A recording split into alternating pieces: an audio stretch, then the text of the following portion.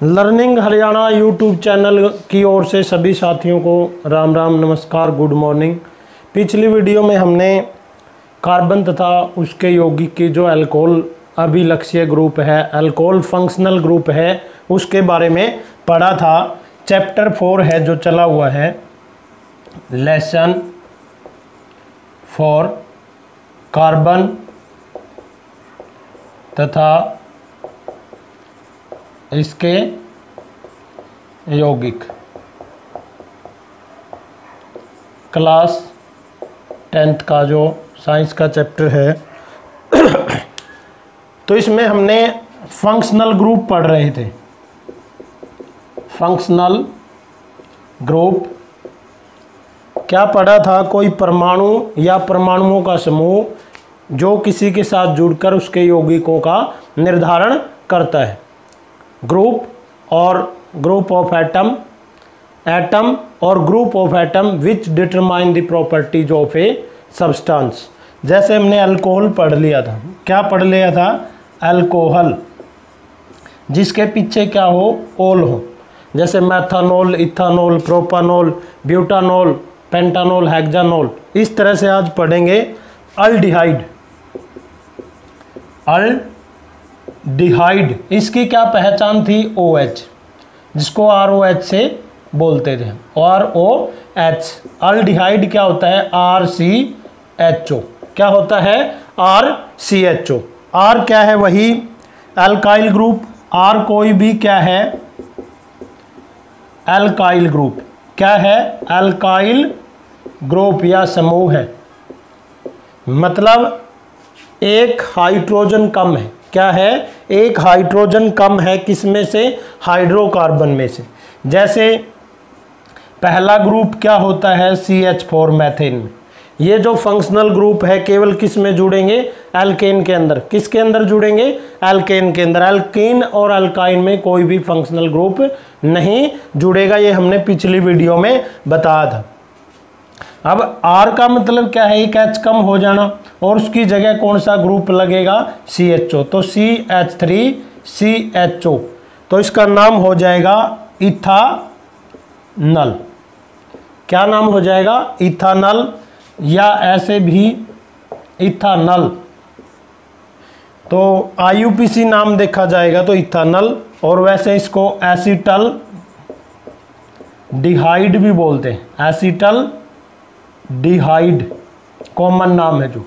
फिर इसके बाद वही जो होमोलोगस सीरीज है, समजातीय श्रेणी जुड़ेगी। एक CH2 का गैप आएगा तो क्या बन जाएगा? CH3CH2CHO, जिसका नाम क्या हो जाएगा? प्रोपानल। प्रोपानल। पीछे क्या है? अल। इसका जो प्रीफिक्स है वो क्या है? अल है। उपसर्ग बोलते हैं इसको। क्या है? अल्डिहाइड। तो RCHO होता है। इसी प्रकार से क्या बन जाएगा? ब्यूटानल। क्या बन जाएगा? ब्यूटानल। इसके बाद पेंटानल, हेक्सानल, हेप्टानल, ऑक्टानल, इस तरह से बनते जाएंगे। फिर इसके बाद है कीटोन। कौन सा ग्रुप है? कीटोन। इसकी पहचान क्या है? अल्डिहाइड और कीटोन में आप बड़ी कक्षाओं में पढ़ोगे, बड़ी क्लास में पढ़ोगे। अल्डिहाइड और कीटोन को इस तरह से लिखा जाता है RCHO। ये तो है अल्डिहाइड। क्या है? अल्डिहाइड। और कीटोन को ऐसे लिखा जाता है R। ये तो है कीटोन। क्या है? कीटोन। और अल्डिहाइड को ऐसे लिखा जाता है, ये होता है अल्डिहाइड। यानी कार्बन और ऑक्सीजन के बीच में दोनों में क्या आएगा? एक द्वितीय आबंध आएगा, चाहे वो एल्डिहाइड हो या कीटोन हो। एल्डिहाइड में एक H लगता है एक साइड, और कीटोन में दोनों साइड क्या लगते हैं? R लगते हैं। R क्या है? दोनों अल्काइल ग्रुप है। दोनों एक जैसे भी हो सकते हैं, अलग अलग भी हो सकते हैं। जैसे एल्डिहाइड का मैं बता चुका हूँ। तो कीटोन, ओन। क्या है? कीटोन। पीछे क्या है? ओन। जैसे अल्कोहल में क्या था? OL। यहाँ पर क्या है? ओन। इसका जो पहला और दूसरा नहीं बनता कीटोन में, तो जैसे क्या बनेगा? CH3CO CH3। कार्बन कितने? 3। R वही, COR वही, तो ये क्या हो जाएगा? प्रोपानोन। प्रोपानोन। फिर इसके बाद ब्यूटानोन, पेंटानोन, हेक्सानोन, हेप्टानोन, इस तरह से। तो ये हमने अल्डिहाइड पढ़ा और कीटोन पढ़ा। नेक्स्ट पढ़ते हैं अभी कार्बोक्सिलिक समूह। क्या पढ़ेंगे? कार्बोक्सिलिक समूह पढ़ेंगे। इसके बाद है कार्बोक्सिलिक समूह। कार्बोक्सिलिक एसिड, जिसको क्या लिख सकते हैं? कार्बोक्सिलिक अम्ल। इसकी क्या पहचान है? RC double bond OH। R क्या है? वही अल्काइल। R क्या है? अल्काइल। एक H कम किया एल्केन में से। जैसे मैथेन से क्या बनाएंगे यहाँ पर? CH3। RH क्या होता है? एल्केन। H हटाओ और उसकी जगह CH3 जोड़ दो। अब कितने कार्बन है? 2 कार्बन। 2 कार्बन कितने पे आता है? इथ। पीछे क्या है? ओइक। जैसे कार्बोक्सिलिक, ओइक। जैसे कार्बोक्सिलिक, कार्बोक्सिलिक। जैसे क्या बन गया? इथे, इथेन से ई काट के प्लस OIC एसिड। क्या बन गया? इथेनोइक एसिड ही काट के। और फिर एक CH2 बढ़ा देंगे इसमें, जैसे CH3, CH2, COOH। क्या बन जाएगा? Propanoic, butanoic, pentanoic, hexanoic, heptanoic. इस तरह से ये बन जाता है। अच्छा, एक होता है हैलोजन ग्रुप। क्या होता है? हैलोजन, जिसको किससे लिखते हैं? X से। किससे लिखते हैं? X। X का मतलब है कोई भी फ्लोरीन, क्लोरीन, ब्रोमीन, आयोडीन। जैसे हम RH की जगह H क्या हो जाएगा? माइनस, प्लस क्या आ जाएगा? X। तो इसको RX बोलते हैं। क्या बोलते हैं? Alkyl halide. क्या बोलते हैं? Alkyl halide. जैसे R की जगह क्या? CH3, तो F लगाएंगे, फिर क्या लगाएंगे? Cl, Br और I। जैसे ये क्या बन जाएगा? फ्लोरोमीथेन या मिथाइल फ्लोराइड, क्लोरोमीथेन, ब्रोमोमीथेन, आयोडोमीथेन या मिथाइल आयोडाइड। इस तरह से ये आपके फंक्शनल ग्रुप थे। नेक्स्ट टॉपिक अभी स्टार्ट करते हैं। ये थे, क्या थे आपके? Functional group. कार्बन यौगिकों के रासायनिक गुणधर्म। जब कार्बन को जलाया जाता है, किस में जलाएंगे? ऑक्सीजन के अंदर। क्या बनेगा? कार्बन डाइऑक्साइड प्लस ऊष्मा एवं प्रकाश। लेकिन जब हाइड्रोकार्बन को जलाया जाता है, जैसे मीथेन, किस में जलाएंगे? ऑक्सीजन में। तो यहाँ पर कार्बन डाइऑक्साइड, जल और साथ में ऊष्मा प्लस प्रकाश उत्पन्न होंगे। केवल संतृप्त हाइड्रोकार्बन जलने पर श्वेत ज्वाला या सफ़ेद ज्वाला के साथ जलते हैं। नीली ज्वाला के साथ जलते हैं। इसका मतलब ये क्या होते हैं? स्वच्छ ईंधन होते हैं। लेकिन जो असंतृप्त हाइड्रोकार्बन है, एल्कीन और अल्काइन, उनको जलाया जाता है तो वो स्वच्छ ईंधन नहीं होता और वो नीली लौ के साथ नहीं जलता, उनमें काजल उत्पन्न होता है। कई बार हमने देखा गैस स्टोव के ऊपर रखे हुए बर्तन, उनकी जो तली है वो धीरे धीरे काली हो जाती है। इसका मतलब है जो गैस स्टोव या बर्नर के अंदर जो होल है, छेद है, उनके वो रुक गए हैं और ईंधन का पूरी तरह से दहन नहीं होता। तो जैसे हमने लकड़ी, कई बार क्या है, कोयला अंगीठी के अंदर जलाने पर पूरी तरह से लाल हो जाता है। और इसी तरह जो लकड़ी है शुरू में वाष्पशील होकर ज्वाला के साथ जलती है।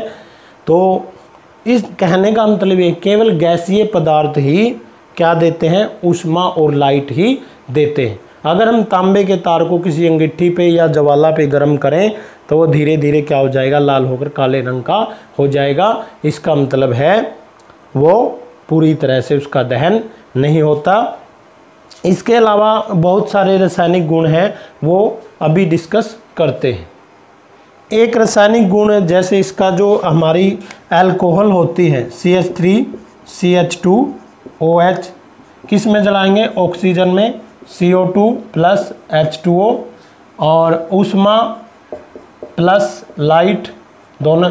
अगर प्योर शराब है, एथेनॉल, इथाइल अल्कोहल, अगर उसको जलाएंगे तो वो कार्बन डाइऑक्साइड देगी, जल देगी, ऊष्मा और लाइट, यानी कि एक तरह से पेट्रोल की तरह शुद्ध जलती है, क्योंकि ये भी क्या है, एक तरह का हाइड्रोकार्बन है। क्या है, एक तरह का हाइड्रोकार्बन है। इस तरह से ये रासायनिक गुण थे कार्बन के। कुछ रासायनिक अभिक्रियाओं पे विचार करते हैं, जैसे ऑक्सीकरण। ऑक्सीकरण क्या होता है, ऑक्सीजन के साथ अभिक्रिया। ऑक्सीजन के साथ अभिक्रिया किसके साथ, जैसे हम किसी अल्कोहल का क्या कर देते हैं, ऑक्सीकरण करते हैं तो वो क्या बनता है, एसिड बनता है। लेकिन यहाँ कंडीशन होती है, दोबारा देखो, किसी जब अल्कोहल का क्या किया जाता है, ऑक्सीडेशन किया जाता है, तो यहाँ पर एसिड बनने का मतलब क्या है, RCOOH बनता है। लेकिन यहाँ कंडीशन होती है KMNO4 यानी कि लाल दवाई, या K2Cr2O7, ये एसिडिफाइड होता है, यानी कि अम्लीकृत। क्या होता है, अम्लीकृत। और ये होता है अल्केलाइन या अक्षारीय KMNO4।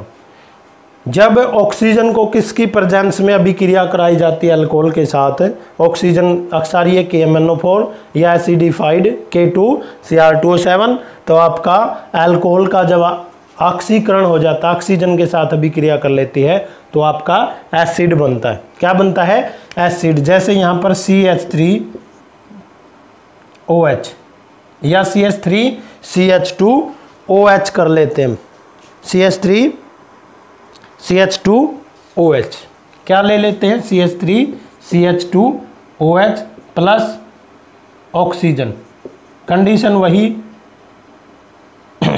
KMNO4 यानी पोटासियम परमैंगनेट या एसिडिफाइड K2Cr2O7, तो यहाँ पर क्या बन जाएगा, CH3COOH।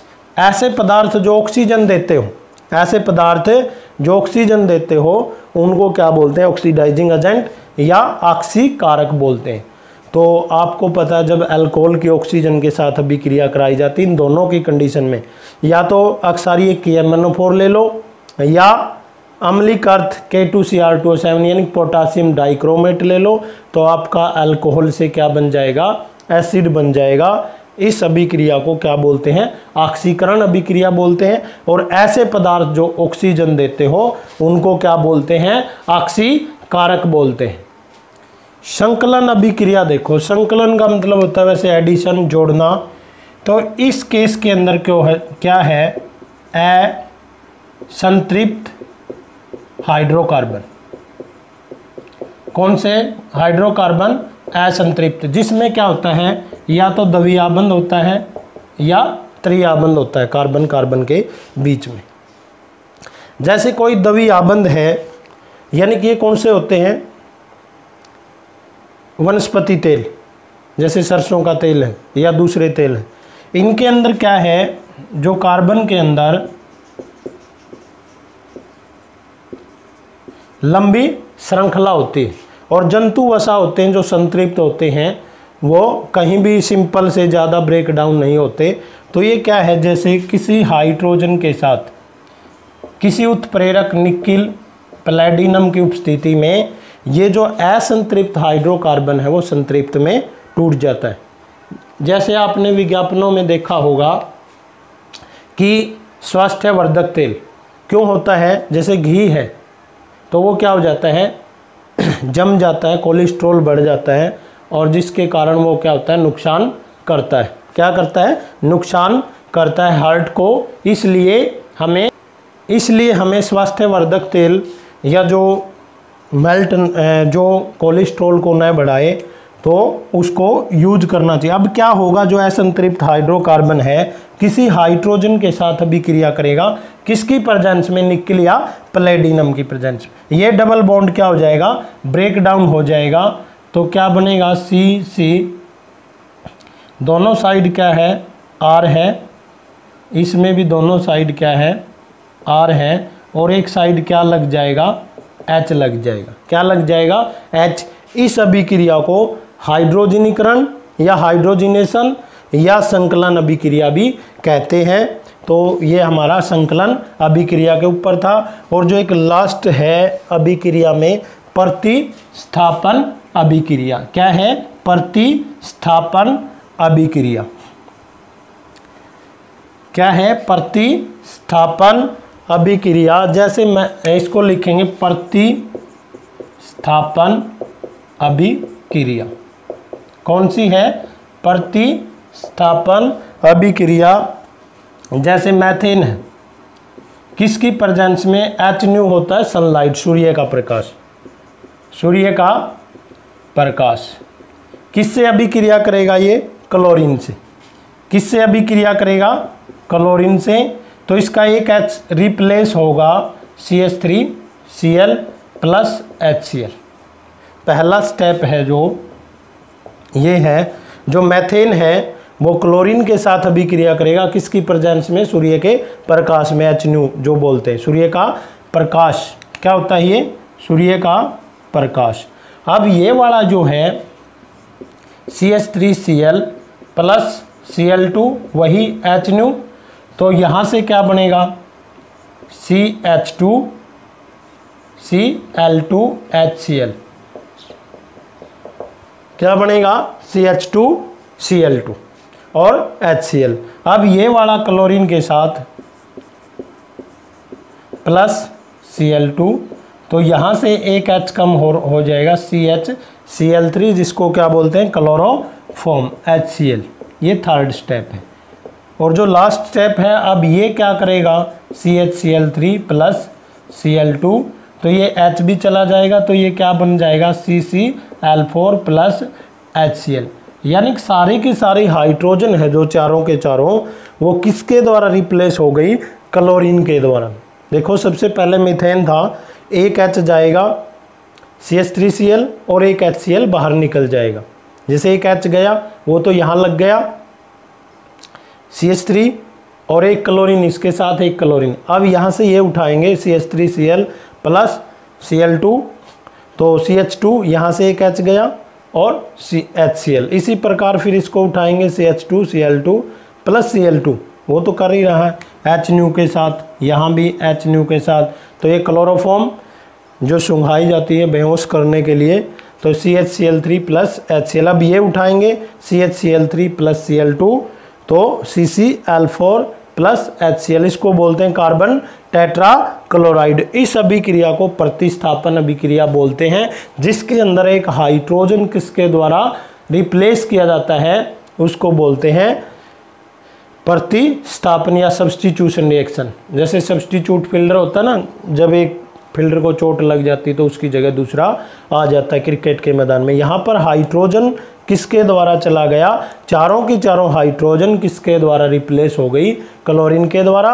और ये अभिक्रिया किसकी प्रेजेंस में होती है, सनलाइट या सूर्य के प्रकाश में। उम्मीद करता हूँ आपको ये वीडियो पसंद आई होगी।